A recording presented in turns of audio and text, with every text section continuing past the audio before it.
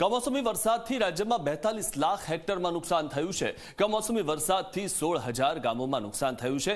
એસડીઆરએફના નિયમોની ઉપર જઈને ટોપ અપ કરીને સહાય ચૂકવાશે। જરૂર પડે તો કેન્દ્ર સરકાર પાસે સહાય માંગવામાં આવશે। તે અંગે સીએમ નિર્ણય લેશે।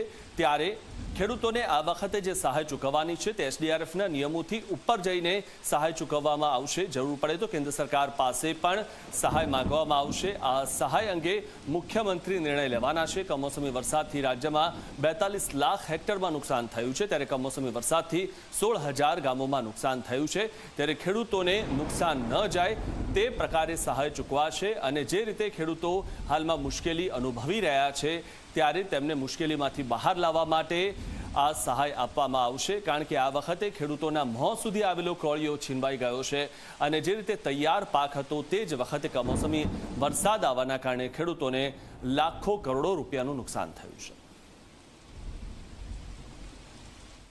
લગભગ 42 લાખ હેક્ટરથી પણ વધારેમાં 16,000 ગામથી પણ વધારે ગામોમાં પ્રાથમિક અંદાજ મુજબ નુકસાન એ ખૂબ મોટા પ્રમાણમાં થયું છે અને એનો અહેવાલ પણ રાજ્ય સરકાર પાસે ધારાધોરણ પ્રમાણે એસડીઆરએફ કેન્દ્રની સરકાર આપશે।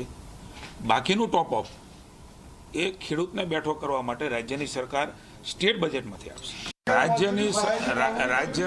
રાજ્યની સરકાર જ્યારે જે કરવું પડશે, ચાહે કેન્દ્ર સરકાર પાસે ડોઝરની વાત હોય, ચાહે રાજ્ય સરકારે ટોપઅપ વધારવાનો હોય, માનનીય મુખ્યમંત્રી શ્રી એ તમામ નિર્ણયો લઈ રહ્યા છે અને લેશે। આપણે જાણ પણ કરીશું।